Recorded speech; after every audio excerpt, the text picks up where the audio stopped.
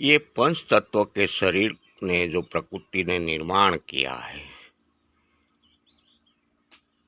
उसको स्थूल शरीर कहा जाता है।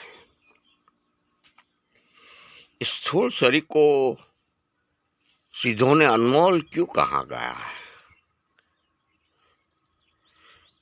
सभी सिद्धों ने इस स्थूल शरीर को अनमोल कहा गया है कि बार बार ये शरीर उपलब्ध होने वाला नहीं है। क्यों कहा गया होगा? सिद्धों ने कहे ऐसे तो बिना देखे बिना जानकारी के बिना तो नहीं कहा होगा। इस सृष्टि में जो भी है वो ये मानव योनि का पंच तत्वों का पुतला, पंच तत्वों का शरीर ही है। जब तक शरीरधारी आत्मा है, पंच तत्वों के शरीर के अंदर जब कुछ अदृश्य शक्ति विराजमान है, तब तक ये शरीर इतना अनमोल है, इतना कीमती है कि इस सृष्टि में कोई भी चीज ऐसी नहीं है कि जो पंच तत्वों का मानव शरीर नहीं बना सकते, वहां तक नहीं पहुंच सकते। ऐसी कोई चीज है ही नहीं ये दुनिया में पंच तत्वों के शरीर के लिए कि जहां ये पंच तत्व का शरीर कुछ हासिल नहीं कर सकता है, ऐसा है ही नहीं। सब कुछ हासिल कर सकता है ये शरीर, लेकिन जब तक इसके अंदर अदृश्य रूप में शक्ति विराजमान है तब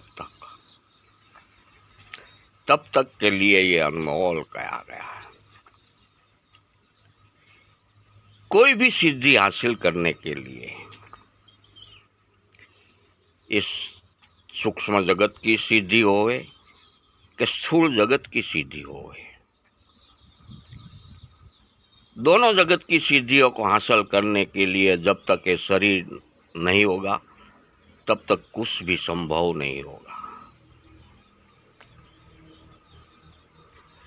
जो जो योगी महात्माओं सिद्धों देवी देवताओं जब तक ये शरीर के अंदर उनकी आत्मशक्ति थी तब तक उसने सब कुछ योग क्रिया की प्रैक्टिस के मार्फत से इस मानव शरीर का मशीन की तरह उपयोग करके सब कुछ हासिल किया। अदृश्य शक्तियों जो प्रकृति में काम कर रही है उसको अपनी तरफ खींचकर शक्तिशाली आत्मशक्ति बना और ये जगत को, स्थूल जगत के मानवियों को जो नहीं होने वाले काम थे वो होकर दिखाया। लेकिन उनको ही आज हम भगवान का पद देकर पूजते हैं, जो ये पंच तत्वों के मानव शरीर का मनन मंथन कर गए हैं, उनको ही हम भगवान का पद देकर पूजते हैं। लेकिन वो भी जब तक ये शरीर के अंदर उनकी आत्मशक्ति दाखिल थी तब तक ही वो कर पाए। जब वो उसने शरीर छोड़ा, इसके बाद वो सूक्ष्म शरीर में चले गए, तब अगर वो चाहते कि अब मुझे योग क्रिया में, भक्ति में, ध्यान मग्न में और आगे बढ़ना है तो वो उनके लिए शक्य नहीं है, क्योंकि उनके पास स्थूलता नहीं है। मानव शरीर का मशीन उनके पास नहीं है पृथ्वी तत्व वाला, इसलिए वो चाहते हुए भी कुछ नहीं कर पाते। उनको भी आगे बढ़ना है तो उनको भी स्थूल शरीर में दाखिल होना ही पड़ेगा, मानव योनि में आकर उनको स्थूल शरीर धारण करना ही पड़ेगा, तब वो आगे बढ़ पाएंगे। ये ही है शरीर का इतना विज्ञान गहरा प्रभु ये प्रकृति ने बनाया है। जब तक शरीर है तब तक हमारा जीवन हमारी दृष्टि के सामने है। जब शरीर मिट जाएगा, अंदर से अदृश्य शक्ति बाहर निकल जाएगी, इसके बाद हमारे हाथ में कुछ भी नहीं रहते हैं।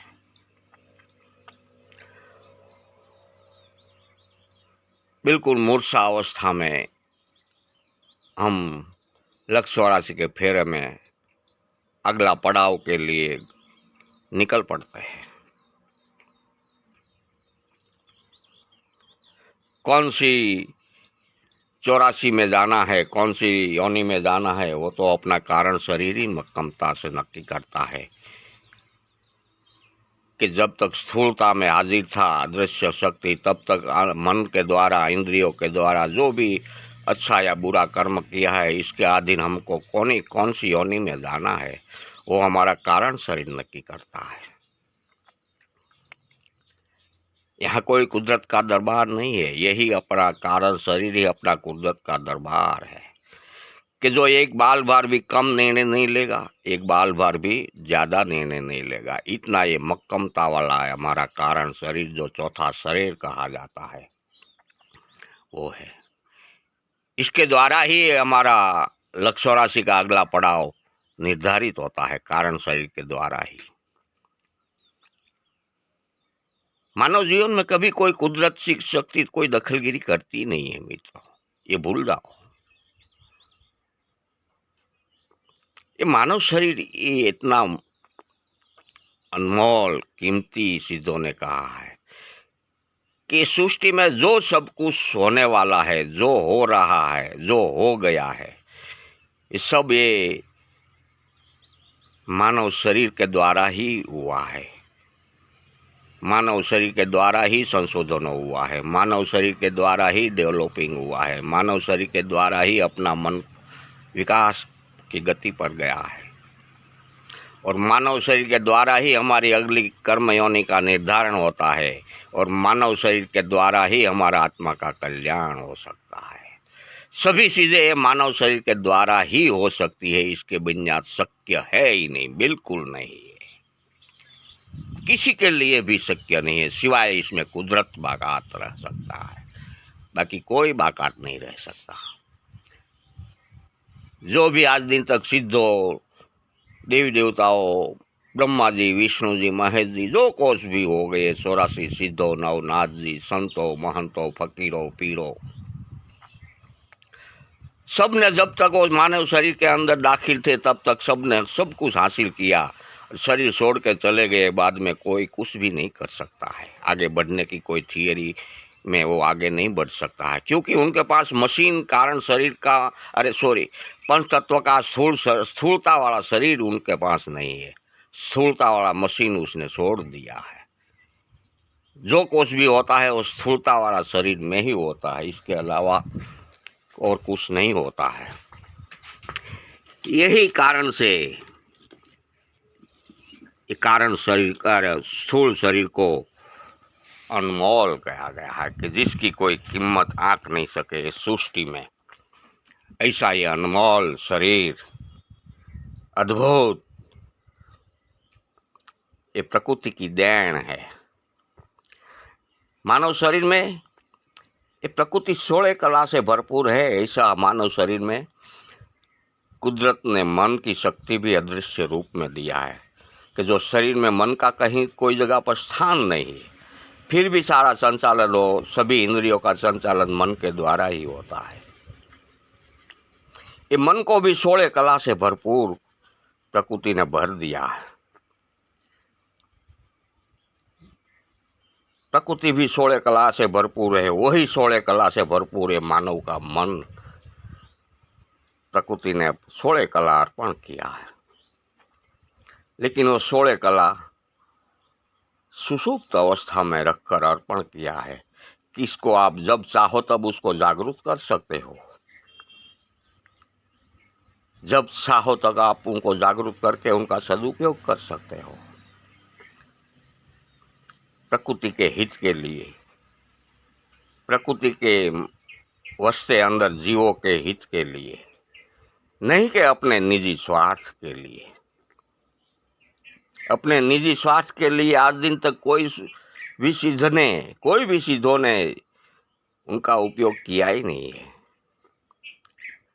जन हित के लिए, प्रकृति हित के लिए उसने जो उसकी शक्ति जागरूक किया है वो उपयोग जरूर किया है। निजी हित के लिए किसी ने आज दिन तक कहीं उपयोग किया हुआ देखा नहीं है मैंने।